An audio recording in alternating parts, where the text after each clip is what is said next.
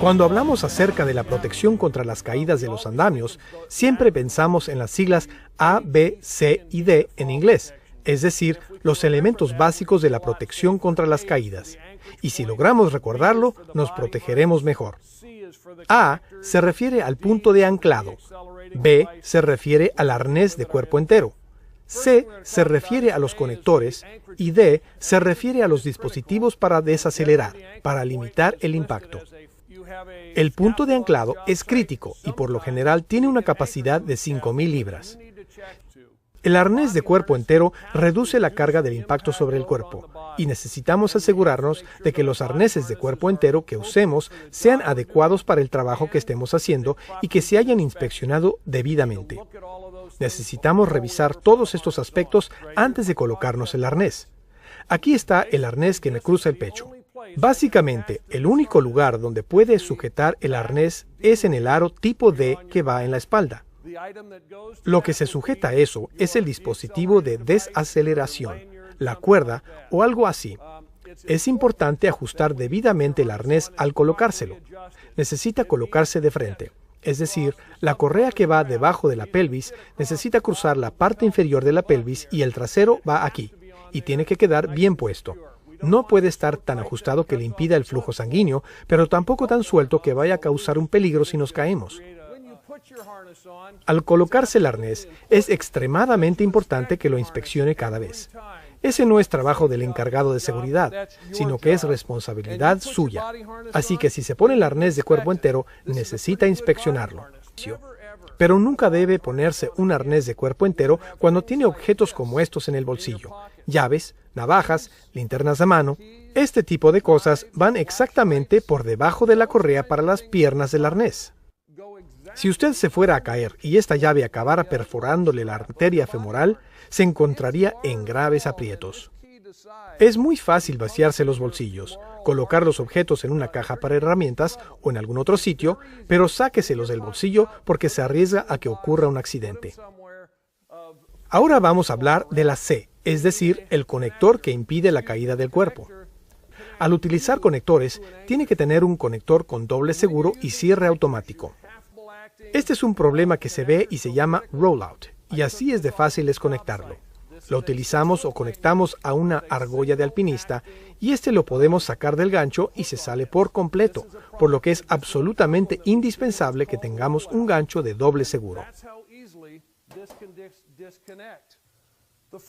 El cuarto aspecto, es decir, la D, es el dispositivo de desaceleración. Este dispositivo generalmente se encuentra en una cuerda de 6 pies como esta, la cual también podría tener 4 pies de largo. Ahora, lo que hace un dispositivo de desaceleración es que tiene un paquete amortiguador integrado, ya sea envuelto en tela o en plástico. Este paquete tiene 42 pulgadas de material que en una caída disminuirá su aceleración para que no tenga la misma fuerza del impacto de la caída. Es por eso que se le llama paquete de desaceleración. Esta es la parte que limita la carga del impacto ahora a 1.800 libras. Ahora hablaremos más a detalle del siguiente componente del sistema de detención de caídas, el punto de anclaje. Se considera punto de anclaje el punto seguro de sujeción del sistema personal para la detención de caídas a la estructura disponible. El anclaje debe cumplir con los siguientes requisitos. A. Resistir una carga mayor o igual a 2.226 kilogramos por trabajador conectado. B. Ser independiente de cualquier anclaje que vaya a ser usado para suspender o soportar plataformas de trabajo, andamios, plataformas móviles, escaleras, etc. Y C. Adaptarse al tipo de trabajo a desarrollar, a la instalación y a la estructura disponible. Los sitios en los cuales se instalará el anclaje deben de ser seleccionados para reducir la posible distancia total de caída libre, evitar los riesgos en las caídas tipo péndulo y disponer de suficiente espacio libre para no golpearse contra ningún objeto. En la imagen se muestran los dos tipos de punto de anclaje, el anclaje temporal y el anclaje permanente. El anclaje temporal, como su propio nombre lo dice, lo instalas por un lapso de tiempo determinado y lo puedes trasladar de un lugar a otro. Como ejemplo tenemos la eslinga que se ve en el dibujo mostrado en pantalla. Esa eslinga la podemos instalar solo por el tiempo que necesitemos realizar los trabajos encomendados y luego la podemos retirar y llevarla hacia otro punto donde necesitemos trabajar. Y los puntos de anclaje permanente son aquellos puntos que ya forman parte de la estructura o diseño del edificio. Esto se suele ver frecuentemente en los grandes almacenes, donde ya se tienen puntos de anclaje instalados en la estructura, y el personal los utiliza para asegurarse y anclarse cada vez que se realice trabajos en dichos estantes, anaqueles o estructuras superiores a alturas mayores a 1,80 m. Pregunta: ¿en los postes tendremos puntos de anclaje ya diseñados o incorporados? La respuesta es no. No se tienen puntos de anclaje. Es por ello que para la clase práctica de este curso se solicita que el personal utilice el punto de anclaje temporal, que vienen a ser la eslinga de soporte con anilla metálica que está incluida como parte del equipo anticaídas asignado en almacén. Esta eslinga se debe de utilizar en los postes de telecomunicaciones como punto de anclaje cada vez que se realicen trabajos de escalamiento. Otro de los aspectos resaltantes que se menciona en esta presentación es que los puntos de anclaje deben resistir una carga mayor a 2.226 kilogramos.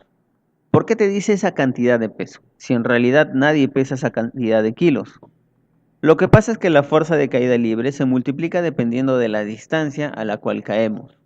Por decir, si yo me subo a una silla que está a 60 centímetros del nivel del suelo y salto, ¿qué consecuencias tendría? Lo más probable es que no me suceda nada. De igual manera, si yo me subo a una estructura o un estante a 1,5 metros de altura, por ejemplo, y salto, ¿qué consecuencias tendría? En ese caso, y dependiendo de mi nivel de entrenamiento y costumbre adecuada en la tarea, junto con una buena aptitud física, es probable que tampoco me suceda nada. Pero si yo me encuentro en el techo de un segundo piso, es decir, prácticamente en un tercer piso, y salto desde esa altura, entonces las consecuencias serían otras.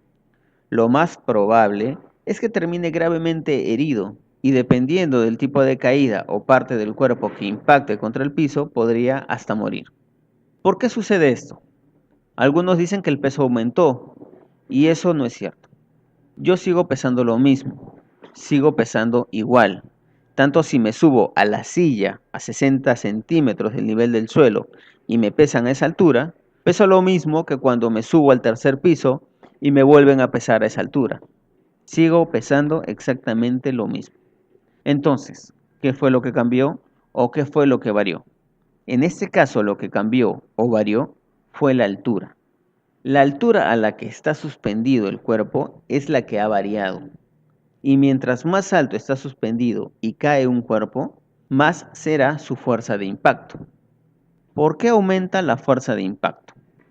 Porque en la naturaleza existe algo llamado gravedad o fuerza gravitatoria, que es aquel fenómeno natural que ejerce una fuerza de atracción de los cuerpos hacia el centro de la Tierra.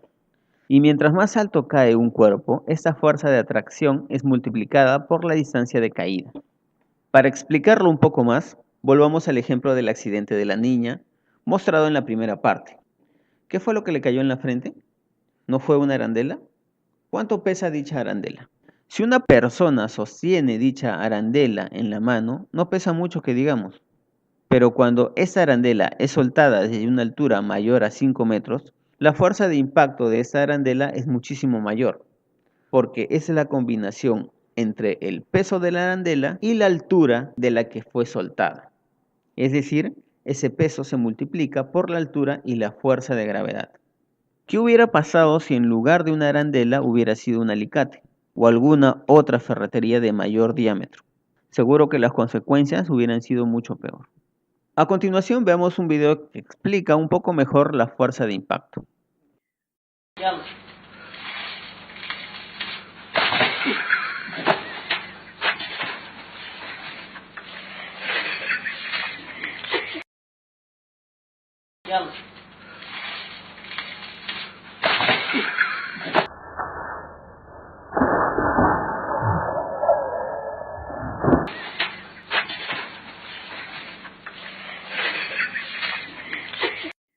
En el video se aprecia claramente cómo uno de los trabajadores o involucrados en la tarea le pide que le avienten un saco de cemento desde el techo de un primer piso a su compañero.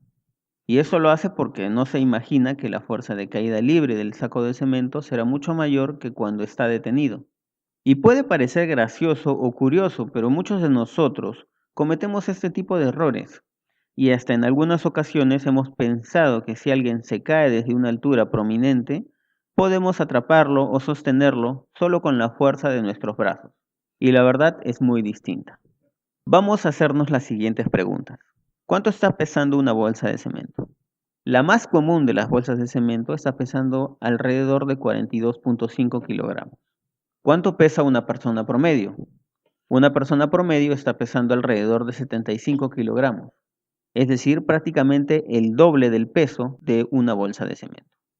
Si en alguna ocasión osamos o intentamos atrapar a una persona que cae desde una altura considerable, entonces podría haber más de un accidentado. También es muy frecuente ver cómo algunos técnicos se enganchan en los cablecitos, fierritos, conexiones o acometidas aéreas de los postes, pensando que de esta manera están protegidos ante una caída. Y la verdad es otra. Volvamos a hacer un experimento mental. ¿Cuánto dijimos que pesa una bolsa de cemento? 42.5 kilos, ¿verdad? Si creemos que esa acometida o cablecito aéreo nos protege contra el impacto de una caída, entonces deberíamos de someterla a un esfuerzo similar. Imaginemos que agarramos una bolsa de cemento, la envolvemos y aseguramos bien con un arnés, la conectamos al cable o acometida aérea y luego soltamos la bolsa simulando una caída. Lo más probable es que ese punto donde nos conectamos se romperá y la bolsa impactará contra el suelo.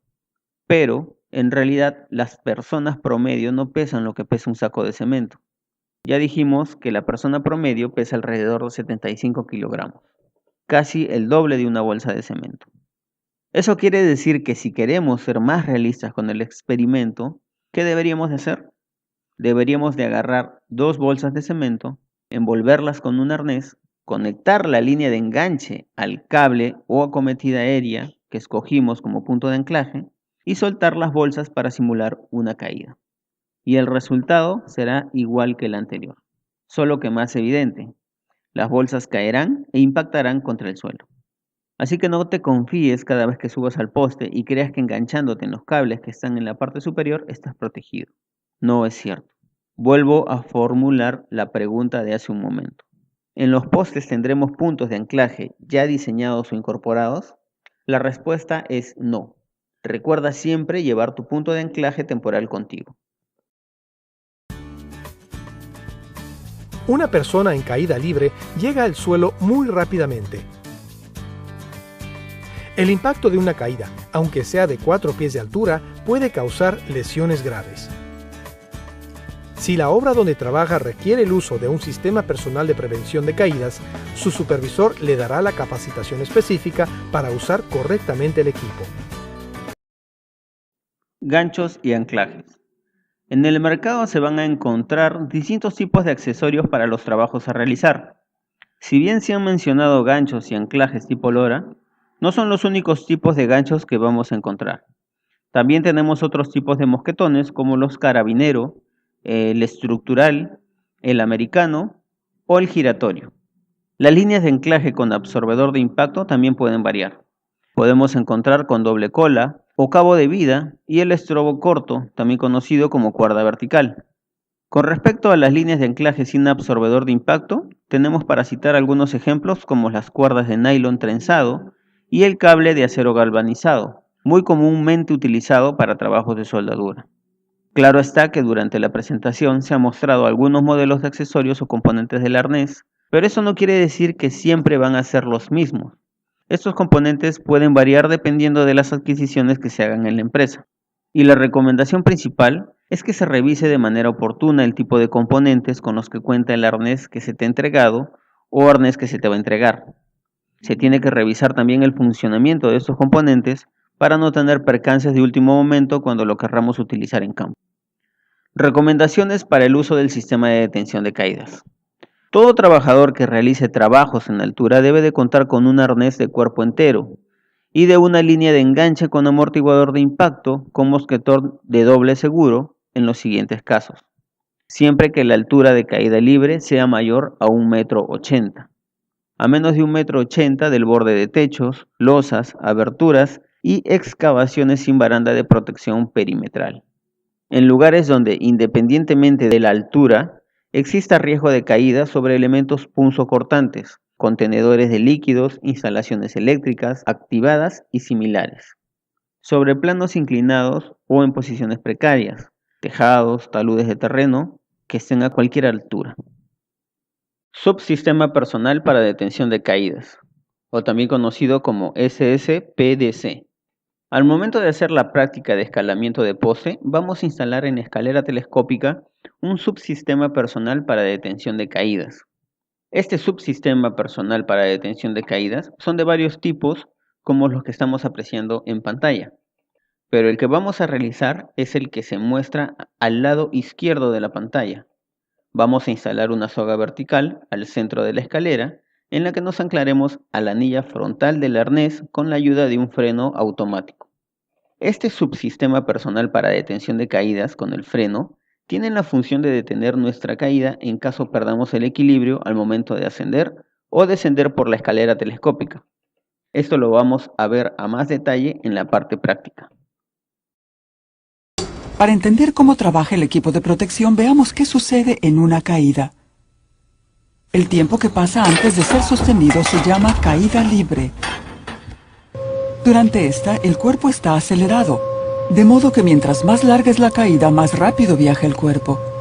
Cuando entra en acción el sistema de protección, el cuerpo disminuye su velocidad. La energía que se crea en la caída se transmite a través del cuerpo y el sistema de protección durante la desaceleración. La distancia que se demora en detenerse se llama distancia de desaceleración. Para evitar lesiones, el equipo de detención de caídas tiene a menudo un dispositivo de desaceleración que absorbe casi todo el impacto en el cuerpo al retardar la caída. Este dispositivo debe limitar su desaceleración a no más de 1 metro. El equipo debe ser resistente para absorber el impacto y detener la caída rápidamente sin poner una fuerza excesiva sobre el cuerpo. Veamos ahora el diagrama de cálculo del espacio libre de caída, también conocido como ELC. El espacio libre de caída se calcula desde el punto de anclaje. Recuerde que el punto de anclaje debe estar sobre la argolla tipo D. Como se puede ver en la fórmula, el espacio libre de caída es igual a la longitud del estrobo más la elongación del amortiguador de impacto más la estatura del trabajador más el margen de seguridad. Si una caída se detiene abruptamente, el trabajador puede sufrir serias lesiones, incluso hasta fatales. Acá tenemos una imagen donde se aprecian las medidas asignadas para el cálculo de la distancia de caída, dando como resultado 5 metros con 60 centímetros.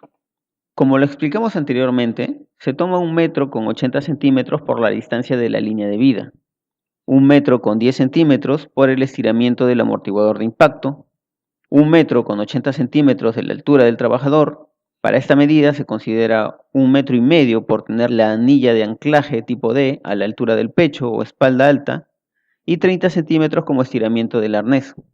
Y finalmente se debe considerar 90 centímetros como factor de seguridad para que el trabajador no toque o llegue a tocar el suelo. Veamos a continuación un video explicativo de la fuerza de impacto que se produce sobre el cuerpo al momento de caer una persona usando los equipos de medida correspondientes.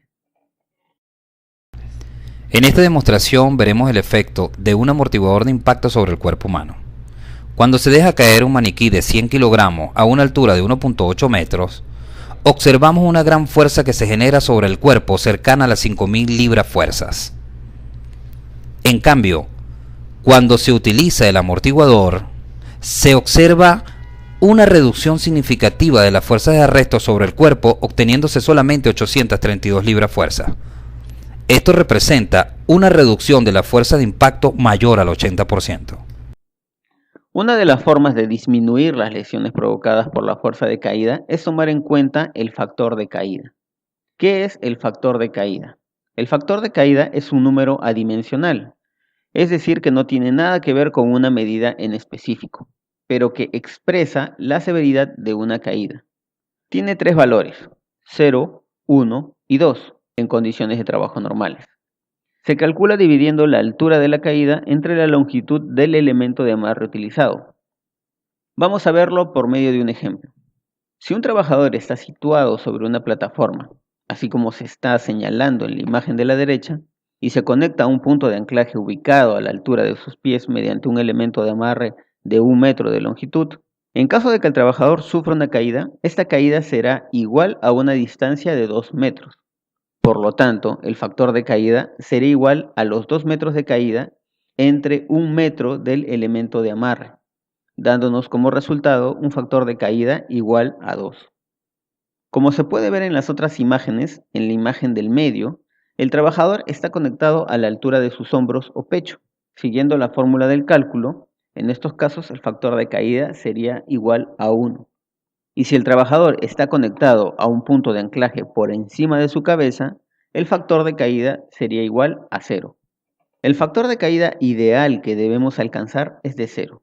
Es decir, que nuestro punto de anclaje debe de estar siempre conectado por encima de nuestra cabeza. De esta manera conseguiremos que en caso de caer una persona no se ejerza demasiada fuerza o tirones en los cinturones del arnés sobre el cuerpo. Y también tenemos que recordar que nunca, pero nunca, debemos de conectarnos a un punto de anclaje que esté por debajo de nuestros pies, ya que si lo hacemos, la fuerza de caída podría generarnos fuertes lesiones y provocar caídas tipo péndulo. Hablemos ahora de las recomendaciones para uso de escaleras. La selección del tipo y uso de escaleras portátiles deben ser aprobadas por el supervisor responsable del área de trabajo.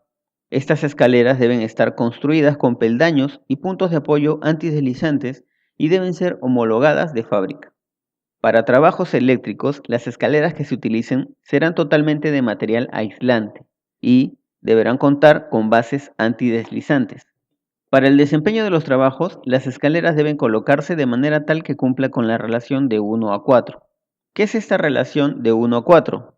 Es decir, que si su punto de apoyo en el muro es de 4 metros de altura, en el punto de apoyo en la base debe estar separada 1 metro con respecto al muro. Cuando usemos la escalera para acceder a un piso superior, el extremo superior de la escalera debe sobresalir 1 metro con respecto al punto de apoyo, y nunca se debe utilizar los 2 últimos peldaños de una escalera portátil. Y también, como se puede ver en el siguiente video, no debemos sobrecargar la escalera.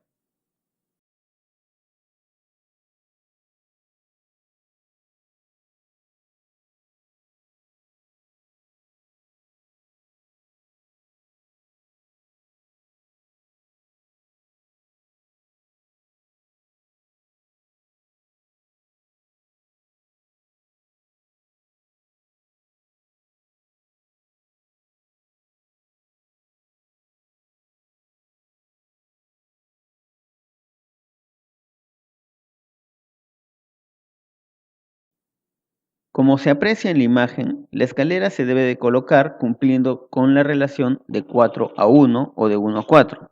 Eso significa que si yo apoyo la parte alta de la escalera a una altura de 4 metros, en la base debe estar separada 1 metro con respecto a la pared. Y también se aprecia que en la parte alta la escalera debe sobrepasar 1 metro. Las escaleras de tijera deben estar completamente abiertas y contar con zapatas antideslizantes. Y como norma general no debemos pisar el último peldaño.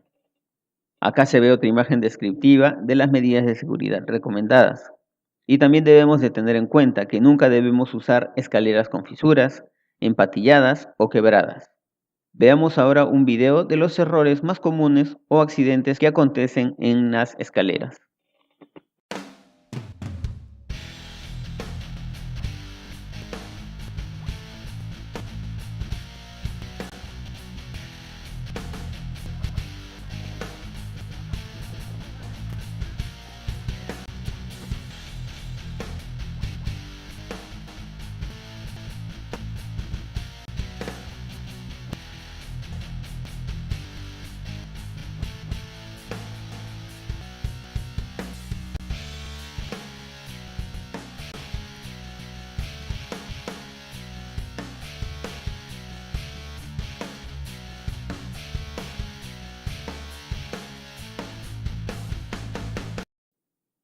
Acá tenemos una imagen de la manera correcta e incorrecta de cómo se utilizan algunas veces estas escaleras.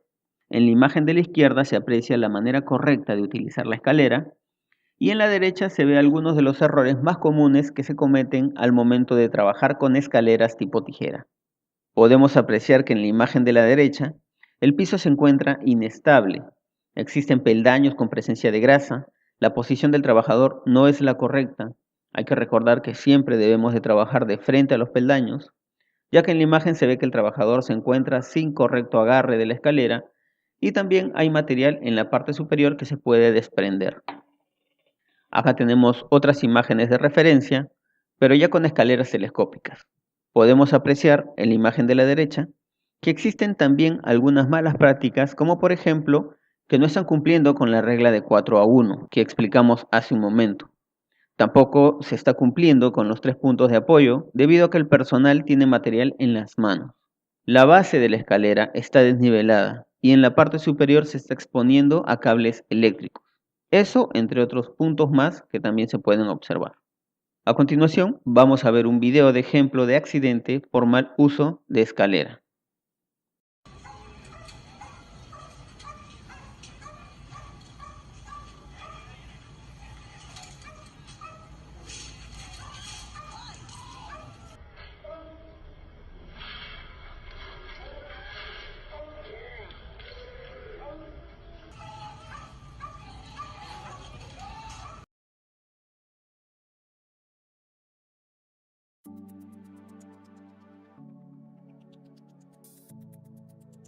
Se tomará un aproximado de 2 metros de uno de los extremos de la cuerda semiestática. Para hacerlo más rápido, en este caso nos ayudaremos de los brazos para tomar las medidas. En el último peldaño se pasará los 2 metros de la cuerda semiestática dándole 2 vueltas.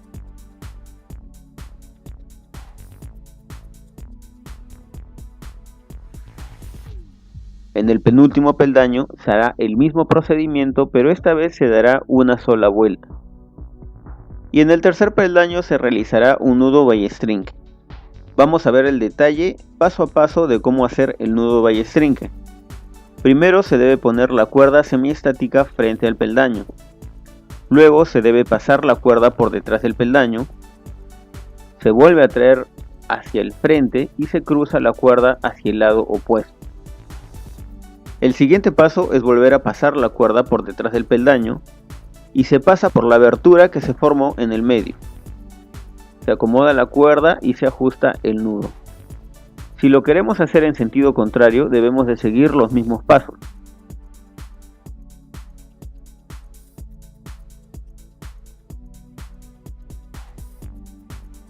Vamos a volver a verlo, pero esta vez en cámara lenta.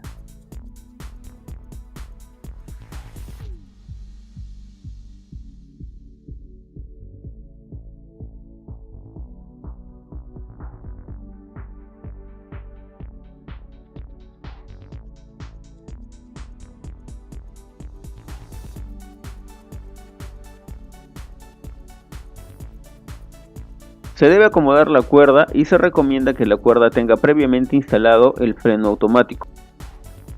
Para asegurar correctamente la escalera en trabajos verticales, tenemos que atar una segunda cuerda con un nudo ballestrinque en la B apoyaposte.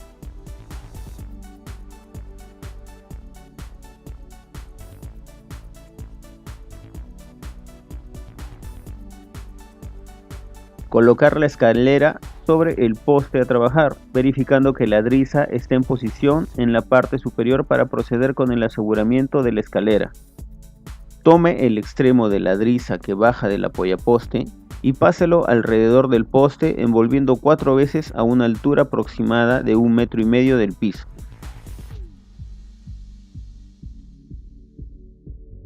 Luego se debe sujetar con un nudo en uno de los largueros de la escalera. Después retorna al poste y le damos una vuelta. Por último, se amarra en el otro larguero fijando la driza fuertemente, logrando la firmeza de la escalera. Tome el extremo de la cuerda que baja de la polea y páselo alrededor del poste, envolviendo de 2 a 3 veces en sentido contrario de la driza del amarre anterior a una altura aproximada de 1,80 metro del piso. y luego se sujeta en el peldaño de la escalera.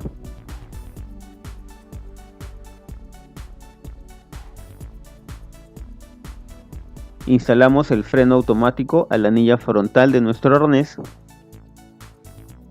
Procedemos a escalar el poste llevando todos los componentes, la línea de posicionamiento, el punto de anclaje temporal y la línea de anclaje con absorbedor de impacto.